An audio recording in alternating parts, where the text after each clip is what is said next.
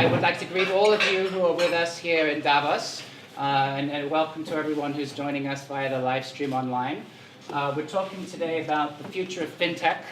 I don't know if it's a coincidence that we happen to have been put across the crypto HQ just across the road for those of us in Davos, but I guess that's one topic we'll touch on. Before we kick off the discussion, let me introduce our speakers. We have sitting here to my left, Spiros Margiris, who runs a business called Margiris Advisory, but is very regularly voted among the top 4 or 5 most influential people in fintech. So we're very pleased to have him with us. We have Vladislav Martinov, who's an active and well-known investor in a number of blockchain startups. And is also the chairman of the Ethereum Competence Center. And so thank you, Vlad, for joining us. We have Greg Thane, who's a long-time emerging markets entrepreneur, financier, and is currently chairman of a business called Hyperion Fund, which is a solar power investment business. And maybe tell us a bit more about that. We have Cam Baithwaite, who's managing partner of Redstone Capital, which is investing in a bunch of fintech businesses in Russia that are all going through the roof. So he's a busy man to get, and we're happy that he joined us in Davos. And last but very much not least, Brian Pallas, good friend of ours, founder and CEO of Opportunity Network, created in 2014. This is a fantastic business that's been using online and digital and technology to bring together companies and money in a way that couldn't have been done with the banks alone. So Brian, welcome to the panel. Thank you very much. Now, I guess before we look to the future, I'd like to go to the man on my left here, Spiros, and just, fintech is one of these sectors that's just moving so quickly. Every day there's a new thing going on. So maybe before we go ahead, look at the last couple of years, and what is it that has happened that surprised you? What did you not expect to see that we're seeing? What was the big surprise for you? I think last year was the pivot year where fintech exploded. Before I told my friends what I'm doing, that I invest in fintech companies, I give speeches, and even friends who liked me didn't understand it. And they looked kind of sad, said, oh, poor guy, what is he doing? So now, the nice thing about blockchain, fintech, Bitcoin, all that stuff, is it became mainstream. And mainstream is good, because through mainstream acceptance, more people will use fintech products, and think, oh, maybe there's an alternative to banks, to insurances, to a lot of things. And that's what happened in my view. And it's just the very beginning. I mean, fintech is here to stay. Blockchain, digital currency, all this stuff is here to stay. I mean, a lot of companies will disappear, but the industry is here, and you meet so many smart people, which we're going to hear now more about it. Is it did I answer? Yeah, people who are actually doing things. Yeah. Exactly. So listen, we're in Davos, and so we can't be in Davos without talking about big global weighty issues like the equality of the universe and all of that kind of stuff. But if we think about sort of social equality, bridging the opportunity gap between markets, does fintech help? Is fintech a solution? I'm going to go to Greg, and then I'm going to hand over to Brian as well. Oh, Spiros. Fintech is definitely a solution. The example I'd like to give, I wasn't expecting this question, is some of the poorest people in the world have to work in different countries. They go from Bangladesh to Egypt, they're working at $200 a month. And historically, they send their money, and they get charged $40 to send their money. Now, through mobile technology, you can send the money for a fraction of that, a real fraction. And this is one of the big changes that's going to make the world a better place. Fintech is going to give accessibility to the poorest, to the unbanked, and it's going to make, I think, life slightly better for many people. Anybody want to add to that? I would agree with everything you said. I think that fintech is a bridge for many people to start doing things they're doing today at a much cheaper price. I also believe that fintech enables them to do new things, and especially to enable them to do things in geographies where those things were not possible before. You needed all the infrastructure of a developed country to be able to contribute to the global economy and earn your living and your salary. we see more and more that digital infrastructure enable companies and work to be done locally, doesn't matter where it is, making competitive also countries and populations that had to come to other countries and then send the money back. And so what we see FinTech going and what we hope to contribute is to be able to enable these countries to play in the global economy as their standalone country and build their own infrastructure. I'm going to stand up here, a couple of logistics, but when we talk about the sort of the opportunity gap around the places, and you guys, Greg and Brian, you made a couple of comments and assumptions that I think I'd like to actually come back to, maybe to challenge you on a little bit. But before we do that, again, one of the other divides is sort of kind of this emerging markets universe, developed market universe, and not everyone has access to the same sources of capital. And if you're you can be a great emerging markets business, but if you happen to be from a country that isn't flavor of the day in the world at any one given time, you don't necessarily get what you can deserve. On the other hand, you look at some of these emerging markets companies, and actually the way, the pace at which technology is growing, whether it's e-commerce in Russia or anything like that, sometimes the technology in these emerging markets goes an awful lot faster than it does. So is there a leapfrog effect that's to the benefit of emerging markets, or is it still going to be more of a challenge? And since Cam works in Russia, I'm going to give him the microphone. Thanks, Tom. I think there certainly is a leapfrog effect. I think the classic example that's used in referring to leapfrog is countries like Russia and a lot of the emerging markets never dealt with original financial instruments like checks.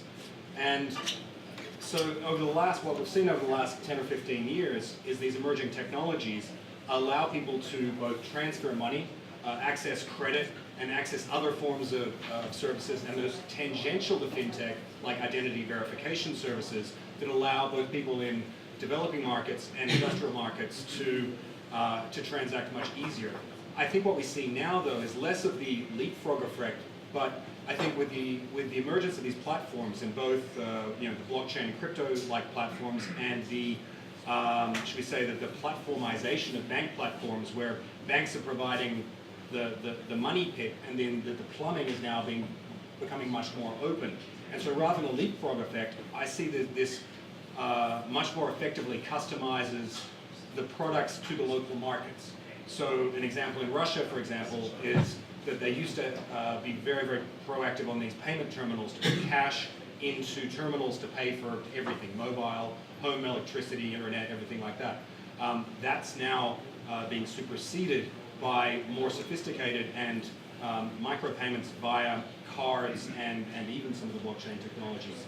Whereas in places like East Africa or Kenya, you're seeing mobile providers become essentially financial service providers, as people are able, with a much lower access to technology, they're able to use basic mobile phones, not even smartphones, to manage their daily finances. And so that is also what I think is a benefit of what we broadly call fintech, improving access to financial services using technology.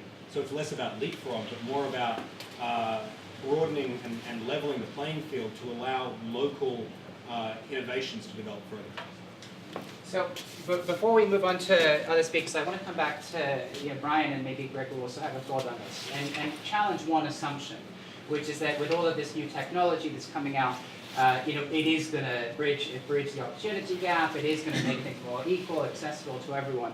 I think probably it makes sense, and hopefully that's the way it happens. But there's one issue that I can't sort of help but think about.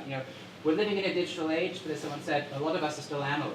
And the individuals and some of the smaller businesses aren't necessarily actually where they need to be able to tap into this system. So how do you address that issue where you have all of this fintech capability, all of this technology that's there, but not everyone really feels like that's part of their universe? And so what do guys like you running these businesses do about that? Sure, and that's a great point. At the end of the day, when you are running a business, it's not that you think of yourself as, oh, today I'm going to innovate my business with fintech. It's not that you wake up in the morning and that's the first thing you think about. What you think about is, I want to get my business larger, I want to get my business more international, and whatever tool comes to you in order to achieve that, then you're going to leverage. So what many fintechs are realizing today, and us with them, is it's very hard to go and convince them because they don't know you, they don't know why they should trust you, etc. And on the other side, the traditional institutions such as banks and so on are not providing the type of service and the cost basis, etc., that those customers would want. So there are two types of fintech, really. The ones that try to replace the banks, but they have to do the marketing on their own. And like banks, they are facing issues in the marketing side rather than in the service and the product side. And on the other hand, you have fintechs that partner with banks to leverage the relative strength of each organization. So banks have access to their customer and have the trust of the customer. Fintech has the product. And by partnering together and using these banks as a backbone and the access that to the customer, it makes it also very natural for the customer to access what we do, and it doesn't feel like they're doing something weird or different. And so we like to think of that as digital disruption, where you go and replace the incumbent, versus digital symbiosis. And we want to play a digital symbiosis also because the more you try to fight against the incumbent, if you win, you're going to take many people out of their job because you're going to kill the banks and all these institutions. And again, you will have something very big to fight against, which is not something healthy to do when you're thinking of building your business. So one thing we've seen as a trend in the last few years, everybody started with digital disruption. Now everyone is really going in the digital symbiosis direction. So you talked about the symbiosis with the banks as opposed to disruption of the banks, and that actually leads me on to the next topic that I want to bring, and maybe we can bring Spiros and Vlad in to give a view on this. I think that we'll go with Vlad first. Controversial question, but you sometimes hear that the CEOs of the big, let's call them traditional banks, for want of a better word, and some of them are incredibly outspoken when even the subject of blockchain comes up and crypto comes up. They're kind of talking it down, but part of me thinks, well, you sort of would because you're in a different, you're in a different camp to this, and so until you go fully onto the other side, you have to talk it down. So when you hear these big sort of CEOs pushing down blockchain, is that bravado? Is that just their posturing? They have to do that? Or do you think that really the jury is still out as to whether the traditional banking model here is going to survive? I know this is not directly relevant to what you're doing, Vlad, but maybe we can nevertheless ask you to give a view. Thanks, Tom. Well, I don't know, but I can make an assumption based on the number of talks I have with banks and the CEO of banks. And first of all, I would differentiate two groups of banks. One is smart guys who understand that the blockchain is something you cannot ignore.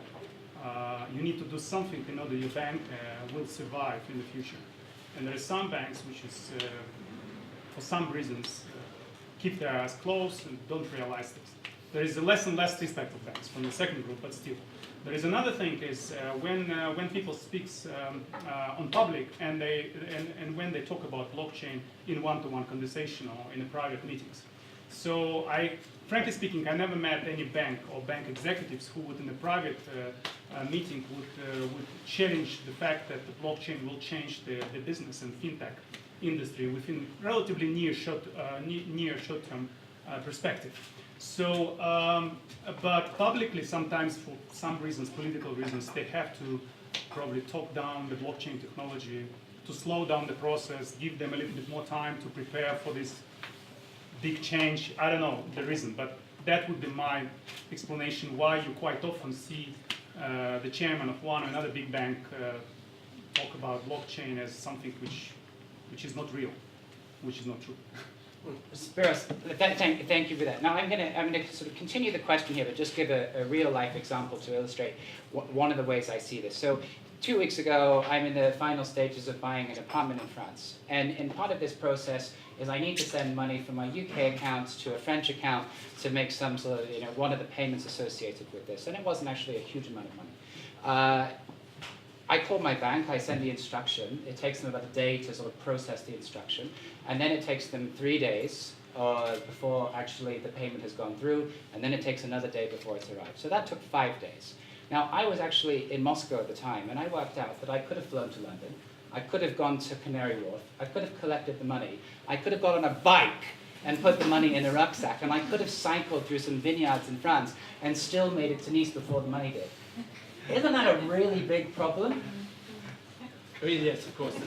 That's obviously a problem where where blockchain comes into play. I mean, but I mean that's a problem. But fintech has solved it. I mean, look at TransferWise, Revolut. I think that's not the issue anymore. I think banks realize that. The problem fintech companies might have is, for instance, compared to Revolut or TransferWise, is you have to decide. Do you want to compete with banks or do you want to provide them a service? TransferWise obviously goes the path of providing this perfect service to banks as a white label. Revolut, banks will never, a great fintech company, will never work with them because basically they want to destroy them. So that's the decision you have to make. But I think that this transfer of money, that's solved. People know it's coming. I mean, it's just the banks still squeeze people who are not familiar that the solutions like this are out there or not comfortable using it. And but I think that's a question of time. They know that, and that's why I think that problem will be solved. Let me ask you a follow-up question on that, though, because if even with the TransferWises and these different sort of solutions that are coming out there, I don't know if you have the data, but my guess is it's still a relatively small percentage of people who are actually plugged into these new solutions and using them. So, I mean, one, do you agree with that in relative terms? Absolutely. And so, actually, how long is it before that changes? So, if we're savvy, there is a better way of getting a bike and cycling to Nice. But how long does that take? I always give the example of the ketchup. You know, when you have a full ketchup bottle and you turn it and you shake, shake, shake, nothing comes out. But when it comes out, it gets messy. That's how fintech will be. All of a sudden, it's getting messy. Messy not for fintech, but for the banks. You know, it feels like, I mean, I hear a CEO, a chairman of a Swiss bank, who said fintech is not a threat. It's nothing. Such an idiot. I won't mention his name. But I mean, saying this, not because I come from fintech, because it shows ignorance. Because what people don't understand, I'm very passionate about that, is fintechs are not a threat to banks at this point. But fintechs will be enablers for tech giants, for large corporations to get into the insurance business, to get into the banking business, and they rather partner with a fintech company which has the same mindset that business is done through technology, and then you have a problem. That's, sorry. So I feel like if we can bring Spiros a glass of Prosecco, we might be able to get him to tell us what the name was. Of the No, I won't. It's not fair. You guys want to continue? Yeah. Well, I'd also question what your exchange rate was on your money from your bank. So I'm sure you got done on the exchange rate. Probably. But I think one of the things you've got to think about is where a bank's going to make the money in the future. They're not going to make the money from credit cards anymore. Increasingly, they're getting squeezed on mortgages, or they don't want to do mortgages. They don't want to lend money to small businesses. So I would question very strongly what is the future for the traditional bank. On one of the other areas of business I have, we had a good look at Barclays, English bank. And that is closing banks at a very, very quick rate because the old-fashioned brick-and-mortar bank is completely, frankly, a loss leader. And when they analysed one of the branches, I think they closed 1,109 branches last year. When they analysed one of the branches, they only had about 60 active clients who are coming in, you know, most weeks, and they've got 10 staff in the branch. So the old-fashioned concept of banking is dying very, very quickly. And I think it is going to be like the exploding ketchup bottle. It's going to be very, very quick. Now, when you look at emerged markets, and again, emerging markets have already emerged. The big story is the growth of the middle class. China, Indonesia, Philippines, all across Asia, South America. The growth market for many of us is the growing worldwide middle class. And they're going to leapfrog straight into fintech. They don't have any concept of what the old-fashioned check is. Thank you. One final question on this side of the room before we go back to the other, but maybe Vlad, just one prediction from you. I'm sorry, I'm asking you difficult questions, but Spiros said once the ketchup starts to come out, it's going to get messy. So how long before it gets messy? Well, it's very provocative questions, I don't know. but I can tell you what needs to happen in order it happens. First of all, it's not in terms of importance, but there are a few things. First is usability. current kind of IT payment system in particular, which is based on the blockchain, is not really appeal well for the average consumer, right? You have to be relatively technical person to be familiar and be comfortable with these solutions. So usability. Second is the security. And again, when you deal with certain blockchain payment system, you feel a kind of that anything can happen, right? Despite the fact that we understand that from a technological point of view, it's probably one of the most secure solutions, but still. And the third is scalability or productivity of the system. Relatively, it's very slow, and this is basically technological infrastructure challenge, which probably the best brains in the blockchain working right now how to solve. Sooner or later it will come. As soon as it will come, and the speed of transaction will be comparable to Visa or any other payment systems, basically that will be the moment when, as you say, the catch comes out. Yeah. So well, it's very difficult to predict timeline, but 2, maybe 3. It's a relatively few years, not like 100 years or 20 years. The timeline, it's like, you ever look for an address? You look for an address and you ask someone on the street, and it says, oh, it's right here. It's the same thing with blockchain. Probably, we're going to be there quicker and surprisingly. Exactly, quicker than we expect. Yeah. Yes. And one more point I want to make about Greg, that what's the role of the banks in the future when this happens?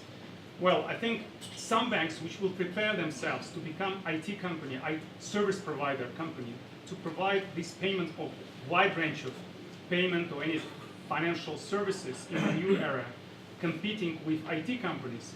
Basically, they will transform into IT companies providing certain services. The better competitive service they will have, the higher chance they will have to survive. So I feel like, I'm never going to be able to look at ketchup in the same way again, but without at least thinking about more challenging issues.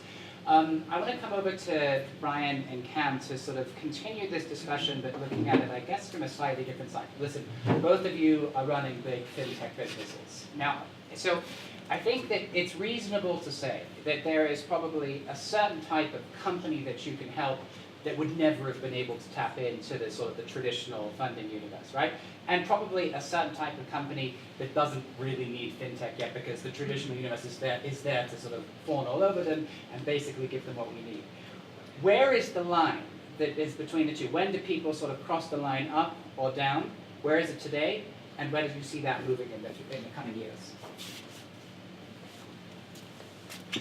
There are some obvious candidates for companies that will approach fintech lenders before banks. A lot, especially the very small businesses, individual entrepreneurs, and small businesses who have perhaps a non-traditional field, they don't generally have access to bank capital. And that's the same problem whether it's in emerging markets or in developed countries. So those are the types of businesses that I feel drive a lot, especially lending businesses. A lot of the sort of peer-to-peer development that's happened over the last few years has been driven by very small business. But I think you get into trouble by drawing a line between the types of businesses that approach fintech versus those that approach banks. Because here I agree more with what Brian was saying, is that the model is moving away from this sort of disruption, let's take down the banks, and more to what Brian calls symbiosis. Because in our fintech businesses, in a lot of cases, we're cooperating with the banks and offering credit products, money transfer products, security products, and things like that, that needs bank infrastructure and actually helps those banks monetize their client base better, and their clients are happier because they're receiving a white label solution that allows them to access credit products or something that they didn't have before. So I think the view that it has to be either fintech providers or banks is perhaps a dangerous one, and this cooperation and symbiosis model I think is taking hold in a lot of the places, and I actually see a very significant role for banks in the future. They will change from perhaps the financial supermarkets that we see today, and different pieces of their business today will be taken by other regulated or non-regulated business, fintech players or others, but banks retain a role as the custodians of the money, as the perhaps the verification of identification, and a number of regulatory functions, which especially in emerging markets are a much bigger obstacle because, for example, in Russia, maybe would love to use TransferWise or other businesses. Unfortunately, they don't have ruble access, currency controls, and other things make it impractical. So the sooner that banks can actually agree with a regulatory structure in their own markets, and then those that will do well, I believe, are those that can identify what their core competencies are, what they need to do under the regulated market, and which parts they can outsource and monetize to fintech companies and others. So thank you very much, and I agree with what you just said. I believe that the role of banks in the future is mostly around guaranteeing regulatory compliance and getting the marketing to the client, so holding the access to the client. And they will plug in to their back end all these sort of services, and they will retain a margin out of it. And I believe that's a sustainable role, because the hardest part is to onboard the customer. And why would you have 50 fintechs onboarding the customer for 50 services, where you can have one-stop shop that already onboarded them, that's called bank.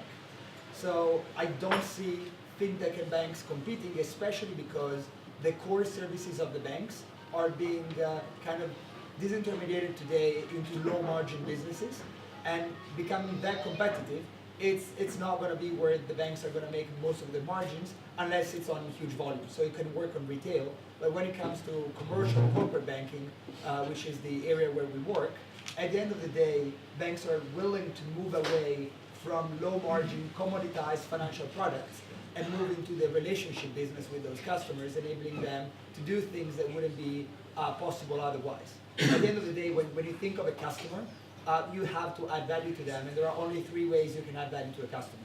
Enable them to do something that we're not able to do otherwise, enable them to do faster, or enable them to do cheaper. There is really not other source of value. And so depending on which segment of a customer you're dealing with and what are the capabilities, maybe for the smallest one it was a service that was not kind of available before. For the larger one, it would be something that would be cheaper or faster. So it's not that you have to add the same value as long as you make it better.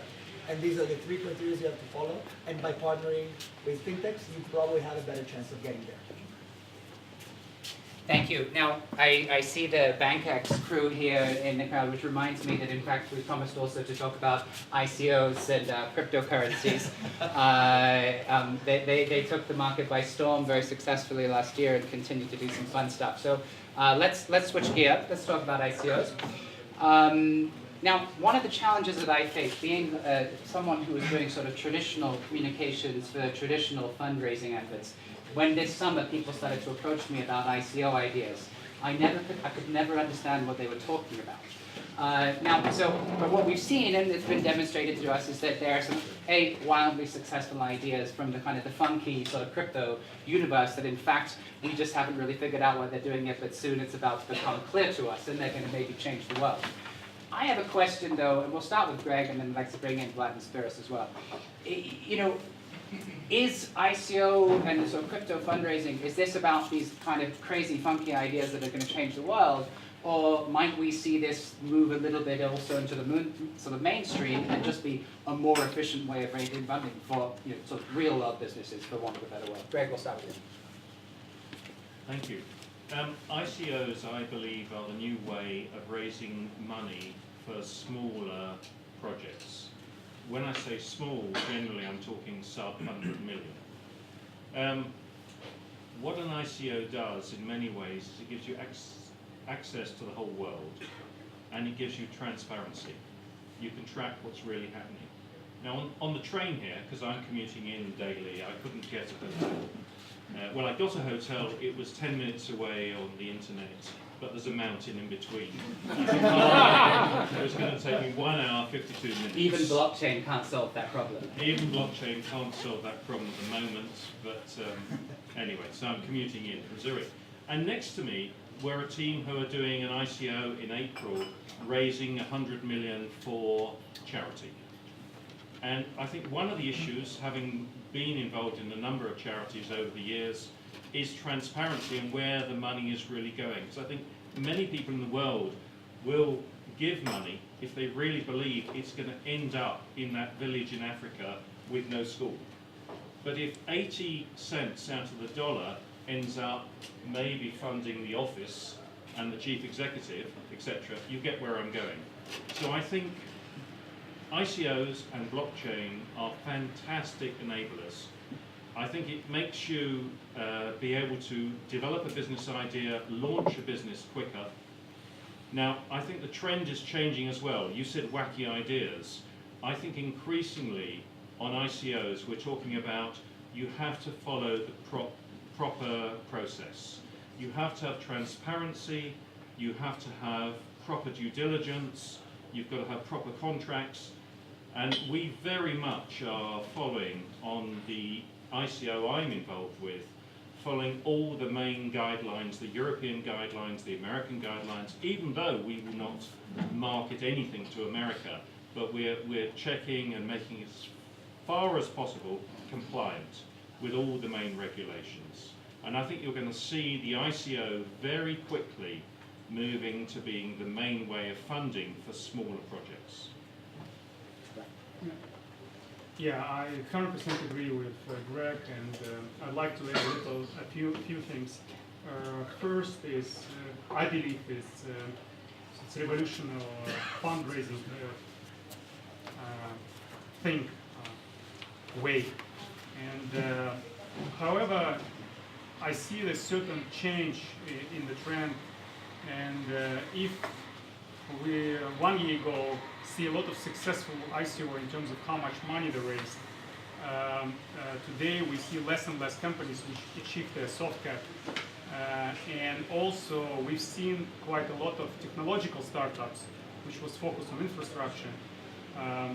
Today we see a little more applications, solutions type of ICOs. And also like a year or 1.5 years ago, we've seen like quite crazy investors who didn't really care much about where the money go. They just was high risk, just I put certain amount of money into this or that startups without any preliminary, let's say, small due diligence or assessment of startups. Today investors becomes much more smarter. They look into white paper, the quality of the white papers substantially increased. And people look at if there is a product available, if there is a business available, if it's just idea on paper. People look much deeper into financials, forecasts, and roadmap of the product, etc., etc. So from my perspective, it's changing quite fast. And also, if we talk, or community talk like 1.5 years ago about, okay, we don't need classical venture investors or seed investors. It's completely kind of absolute thing. We will get money and will be successful without any involvement of professional investors. Today, we realize that's not the case. Today, there is more hybrid model where professional investors either get on the pre-ICO stage, helping team to come up with right documentations to do a proper work on the business model, on the financials. Or we even see that some ICOs involve professional investors after ICO, again because they realize to be smart with the idea and to have a great R&D team is not enough to be successful commercially wise. So from my perspective, again, I believe it's a revolutionary new way to do fundraising, which might make the whole fundraising process much more efficient. However, that doesn't mean that professional investor will not have any place in the future. Spiros, maybe you can add to this from your perspective. Not much, because the boys said almost everything, But the thing, we all hear about ICOs, the bad apples. But that's normal. It's like the Wild West. I mean, if we lived 100 years ago, 150 years ago, life was different. But what we see now is, that the quality of the ICOs increases because they realize it's not only fundraising, you have to deliver. But if you come across an ICO where we believe that those founders have the right team, the right support, and they have a product, then it's a good idea because it has its place. And the nice thing is that when the bad apples happened, and some few will happen still, people didn't know about it. So it's actually nice. The more popular ICO becomes, the more professional, less bad apples will appear. And so it's very positive for the industry. That's all I can say. For me, it's ICOs, venture capitalists, they all have their place. But I think for smaller projects, even better. So I'd like to go over to the other side as well to give the guys from the other end of FinTech to give a view on this. But before I do, I want to come back to Spiros and Vlad here and actually still challenge one thing here. So I think probably in a FinTech panel, we're probably all going to agree that there's something big going on here that has the potential to be, even bigger, and this is more efficient ways of raising money has to be a good thing when you look at the way that, IPOs are structured. This is, months and months and months just to do things that could have clearly been done with a button. That said, there's so much going on. This is moving so quickly, and there are some great businesses. Some of them are in the room here, but there are also, there are some maybe less great businesses. Let's put it like that. But on top of that, you have two big issues. Number one, the regulation isn't in place, and so people are talking about it, but they can't talk about it fast enough to keep up with the pace that things are going. But also, it's not just about regulation, and it's not also just about people who are trying to abuse the system. Investors in these types of transactions don't have the frame of reference that they have when they're looking at an IPO. With an IPO, you know exactly what you're looking out for, you know exactly what the issues are, and basically you know exactly what to zero in on. Here, that's not the case. Now, so the question is this. Do you think that it's possible that this ICO sort of movement can seamlessly, slowly but surely, but seamlessly sort of move into the mainstream and regulation to sort of seamlessly catch up in time? Or do you think we're going to have a big crisis before that happens? I hope the first one that it evolves, it becomes more professional, it will learn from IPOs, which, again, people get screwed with IPOs, people might be screwed with ICO. People use fiat money, dollars for money laundering. People use Bitcoin maybe for money laundering. It's like a knife. You can use it to cut bread or cut someone. So there's no good or bad.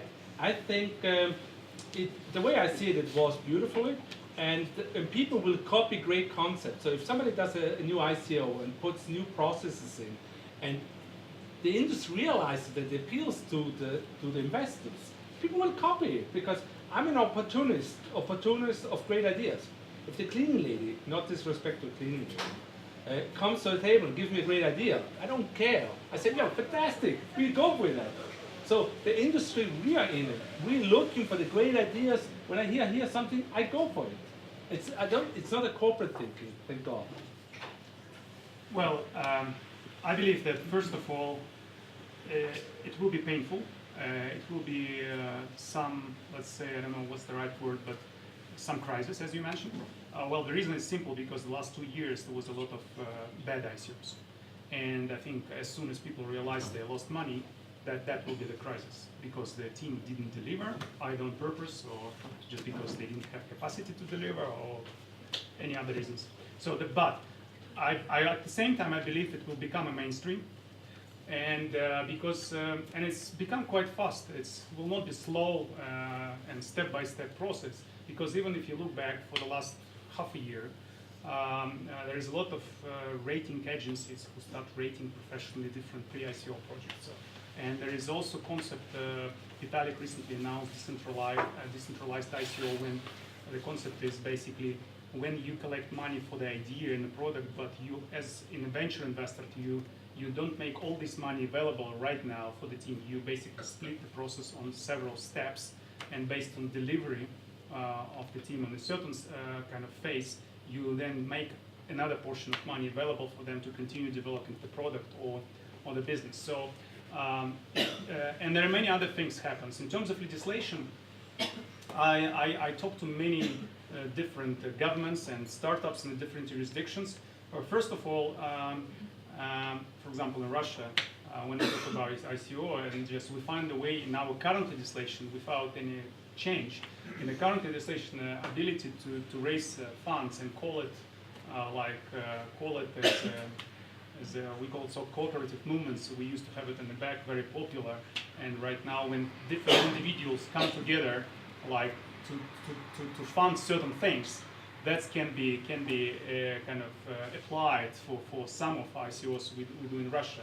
In some other countries, yes, the legislation needs to be changed. But at the same time, the countries and jurisdictions which suddenly become unfriendly to ICO, that's not well, I believe it's not a huge problem because in the current global world, and in particular in the blockchain world, is so easy and fast, the capital and the talent and team moving from one jurisdiction to another. It's like 2-3 days.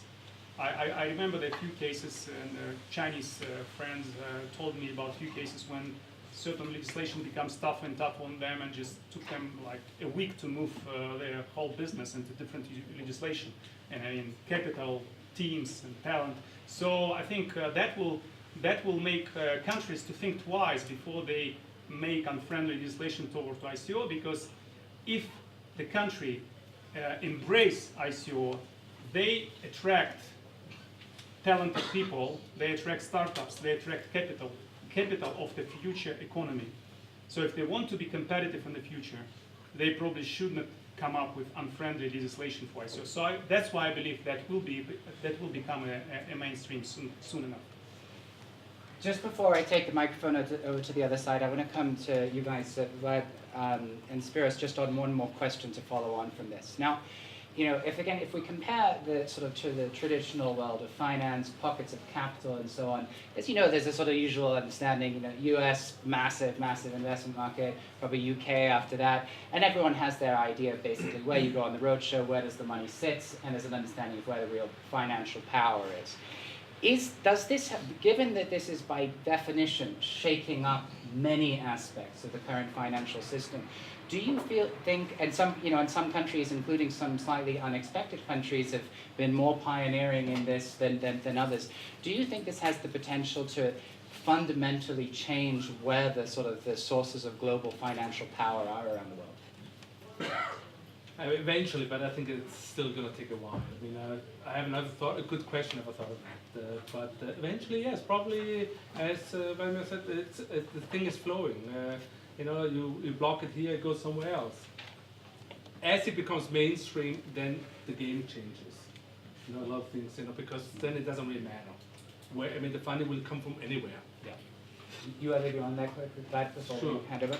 Well, I think it will change a lot of things, and it will change, what's the right way to say. For example, today we know that a lot of money coming from China and United States, because this is where the wealth, right? Coming to ICOs, funding blockchain projects, etc. But it's not controlled by the government. It's coming from individuals, from people. So from this perspective, I expect for the next few years the source of funding, probably geographically speaking, will come with the same countries where the biggest wealth is, but it's coming from the private individuals, from small businesses, but not from the government. That will be the dramatic change.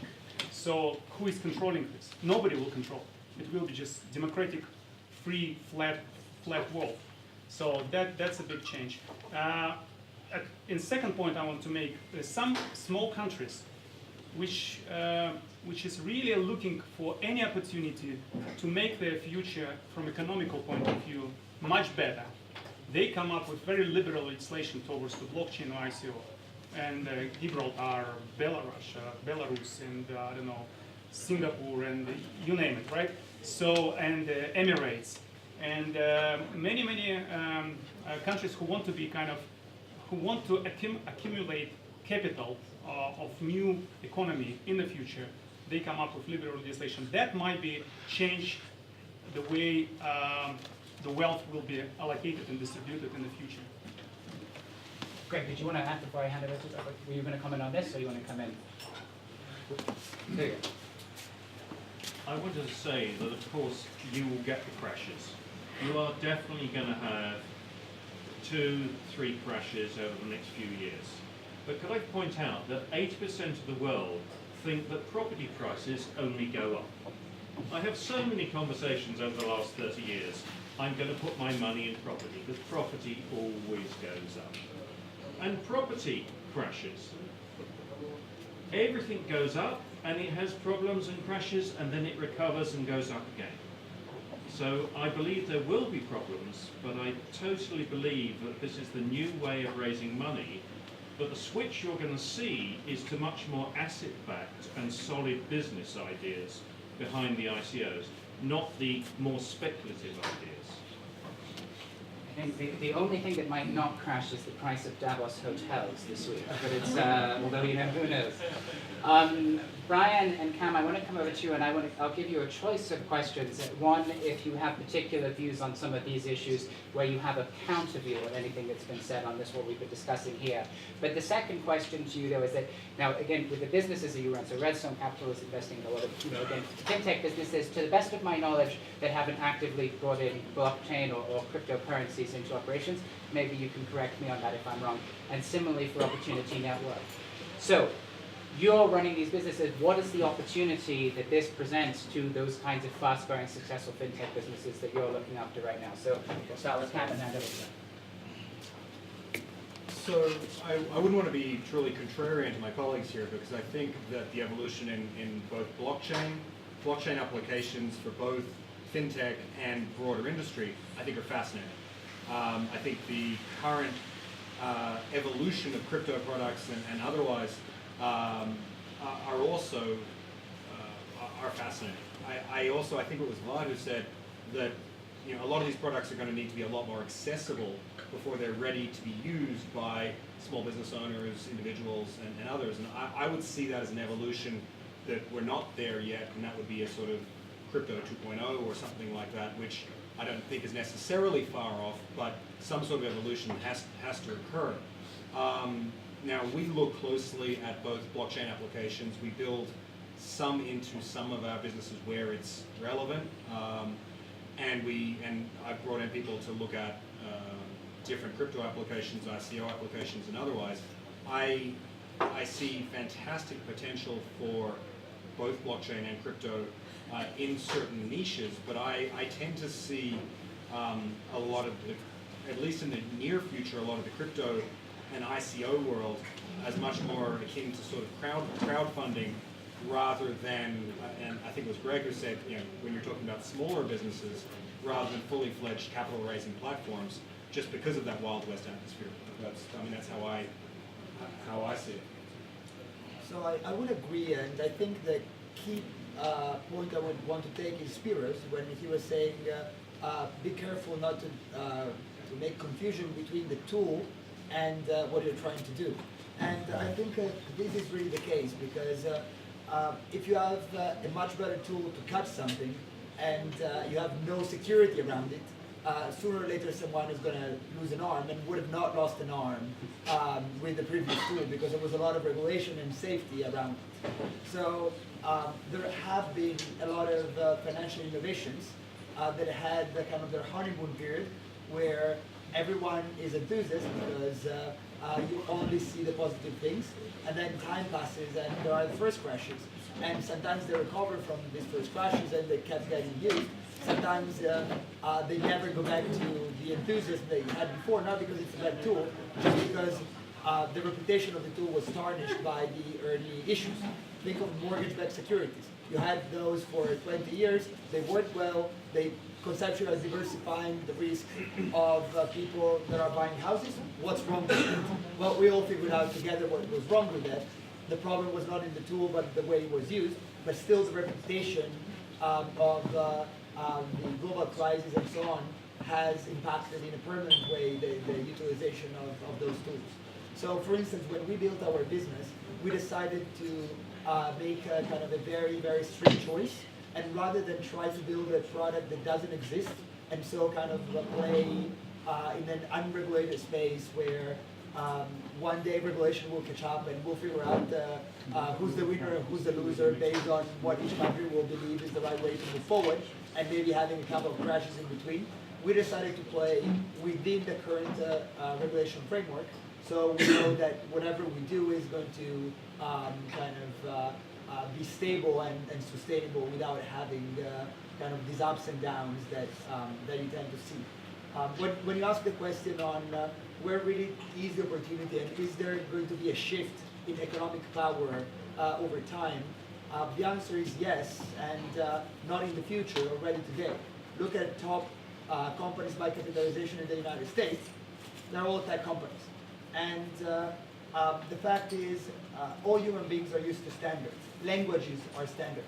So you grow up in a country, the standard is Italian, French, German, and you grew up with that. but these tend to be very regional because it is very hard to keep a global standard because of distances and different culture and so on. But today, in the globalized world, the standards that are created global. And if you forget about China, that is kind of protectionist a little bit around their own platforms, and a few other examples, you have giants like Amazon and Google and Facebook that really play on a global scale. So what I believe is we're looking at an era where the corporate responsibility and the impact of a few corporations that are really global will be much larger on the life of us all. So I think that's an area to look at, and we ourselves look at that as we have the potential to become one of those global platforms in another space compared to them. But we believe that playing in that space require a certain amount of social responsibility attached to it. So thank you, and so you've touched on a couple of themes that in fact I wanted to sort of pick up on. So you've been talking about sort of sustainability here, social responsibility, and again, you know, we're in Davos, and so we need to make the world a better place. Can blockchain and the sort of the technology around this and the opportunity that it brings, can this play a meaningful role in helping to support, finance the more sort of socially important initiatives, so water security around the world, or renewables, or these other ideas that, you know, that these big ideas that celebrities talk about, but at the end of the day, who's going to put the money in? Is this something that can be a game changer in these types of areas of life? And we'll give Spiros and Vlad a chance to talk first. I think, you know, for instance, for a theme which I think is very important, underbanked or unbanked people, you know, people who come with no identity, where blockchain can give them an identity, you know, and that's very important. Or fintech can give them credit cards, and not to spend, but they need a credit card, or because a credit card represents a bank account. So when they go and get a job, they can tell the guy over an apartment, I am someone. Blockchain verifies it. There's some technology, of course, behind it, the blockchain technology, and I have a credit card, a bank account. So fintech enables those people who have nothing, I mean, to start a new life. I mean, Well, my answer to your question, absolutely yes. And it's already happening. It's not only make the whole things, any type of initiative or activity more transparent and preventing from any manipulation, but also it will save a lot of unnecessary cost. It will make a lot of activities much more efficient. I want to give just one example, which Greg mentioned about charity. And I have one blockchain charity project, and we make research and realize that annually to support all kinds of charity funds globally, it's cost about $1 billion US. Now think for a second, this money will not be spent all kind of organizational administration and coordination, but it will go directly to people who really need it. That's the scale, just in one narrow segment. That's Completely agree. I think one of the things we're doing is we have an ICO next month, Hyperion Fund, and we're linking blockchain to solar energy.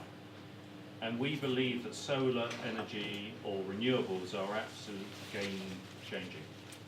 The age of oil is dead. You know, oil is absolutely in decline. Now, for every industry, there's people who are making money from it, who have their investment in it, and a lot of people in denial. But solar and renewables are the way forward. You're not seeing enough of it, but you know, electric cars in Norway this year, 40% of all the new cars purchased will be electric.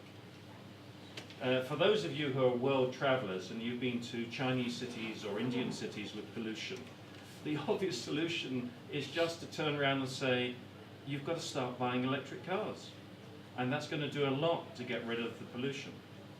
Coming back to what we're doing, we hope to be building power stations, solar power stations, in 10 emerging market countries. And we believe that will supply electricity to people in more remote areas. It will supply electricity cheaper and will be absolutely game-changing. So, I would agree with the fact that sustainability is one of the goals that we have to achieve. But again, I would like to go back to the tool. So let's make the example that I agree with on you want to solve pollution problems and you go to electric cars. So majority of electric cars today are not removing pollution, are just delocalizing pollution because the electricity is actually obtained from fuel and coal that is burned into other places. So of course you are doing power generating through renewable energy, and that's something that will change the problem. But the point is, the electric car itself is nothing else than a tool. Unless you have your Tesla car and you have your panels on your roof and your battery at the side of the house, which you get given free by Tesla, and you charge your house, your car from your house every day. You know, the world is changing very, very quickly. Yes, and the point is, I agree with that. The point is, changing one piece of the chain is not sufficient to achieve the goal. You need many tools to the kitchen. Exactly. A knife is not enough. Yes. The knife is not enough. So we're in closing statements time here, and I'm going to get our guys to start looking into the future. And so we're in Davos in 3 years' time. Okay, so next year I reckon we still have Crypto HQ, maybe. Yeah, it's still going to be there, but it's probably not going to be in the Congress hall. 3 years' time, what is the single most surprising, exciting thing that has happened that is changing the course of our discussion, that changes the agenda that we need to talk about? You know, basically you want to see, ask me about the trends. And when I talk about trends, I make the example of a cook. You know, and you have pepper, you have sugar, you have a lot of ingredients on your table, and all the things represent some technology, like AI, machine learning, blockchain. It is not anymore one technology that interests me. What I see as a trend already now is the cook who mixes those things and makes a good meal out of it. I'm not interested anymore in blockchain. I'm interested in blockchain if I need it. If the cook thinks, I'm going to make something special with blockchain, yes. But it's a mixture of the things. So we should look for the cooks of this world. And that's the trend. Well, I don't know, but I can tell you my prediction and my hope that we will not talk about blockchain in 3 years' time frame because it will become mainstream. Today we are not talking about internet because it's part of our life. I also hope that we will not spend so much time talking about challenges, but again, the world is very unbalanced. There are so many issues and challenges.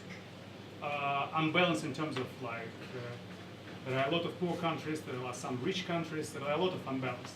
And I hope we will start talking about certain achievements, because every Davos I meet, we talk about challenges, but we don't talk about progress and process and achievements, at least some of the achievements. I would really like to hear this in the 3 years' time frame, that we solve certain problems, or at least we have a positive trend solving specific global challenges. That would be my hope. 3 years' time. Going right back to history, I've got some great photographs of Wall Street in 1904.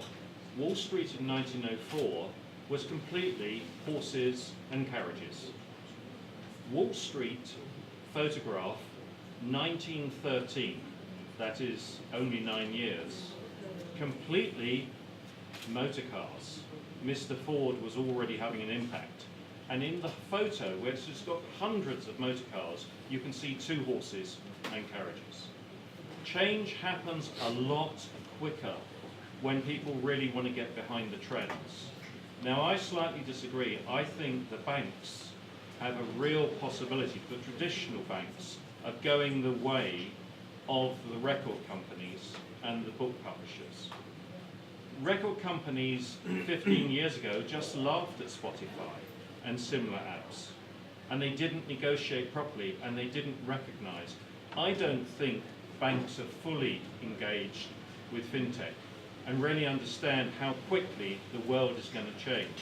Because modern technology is enabling everything to go mobile, and you can do everything from your phone. So I think we'll see massive movement in electric cars, in renewables, in solar energy, and in the whole area of ICOs funding.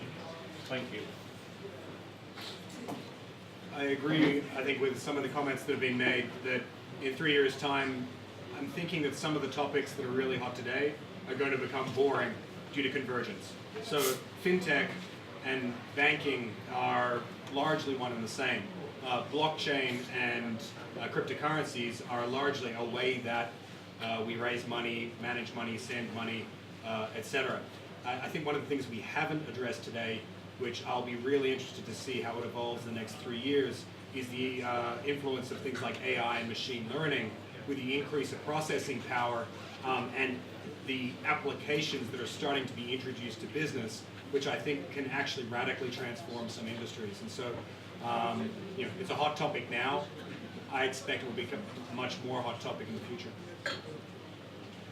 So it's very hard to predict what the future will hold, but there are a few things that are going more or less in the same direction, which is simplifying human activity. And that means that with fewer amount of time, you will be able to achieve more results. Either because you have platforms that enable you to connect easier and not to bike to Nice to bring your own money, or because you have artificial intelligence that is able to get 80% of the work that you are doing in an automated fashion. It's still 80% you don't like, but it's still 80%. Or because you are able to produce in a much better way through manufacturing, which, by the way, has been growing in terms of efficiency much faster than technology over the last 20 years, although it's something that feels very natural and so we don't really acknowledge. So the more we go in that direction, and we pair that with a global population that is going up faster than it has ever gone before, and the explosion of human population has been unprecedented over the last 100 years, you will really start thinking about people more than about companies or about business engagement. And I think one of the real topics we'll start seeing, maybe not in 3 years, but in 5 or in 7, is going to be purpose.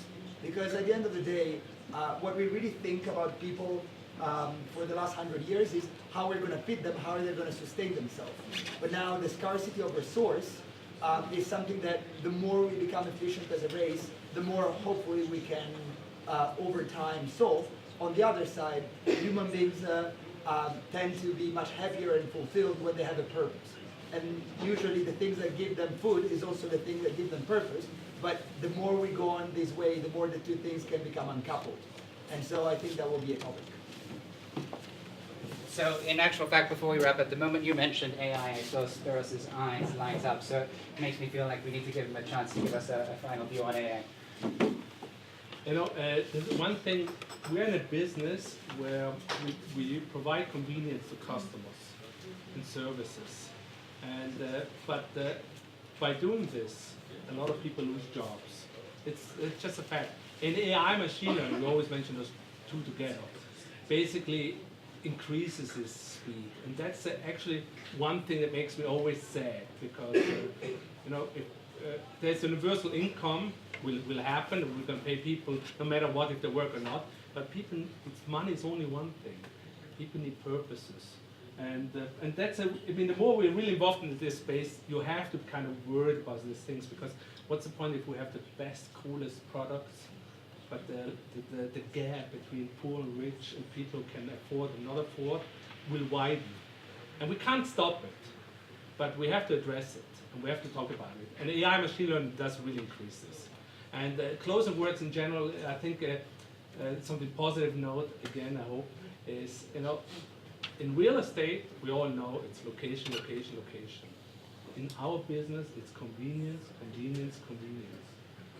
Not going to be successful if it's not convenient for your customer. That's all. Sorry that I had to say no, but it's something I really care about.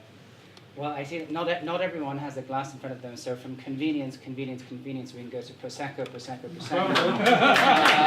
You want to take a picture of all of us? Yeah, absolutely. But with that, thank you very much, Brian, Cam, Greg, Vlad, Spiros. Great to have you, and thank you for all of you for being here with us.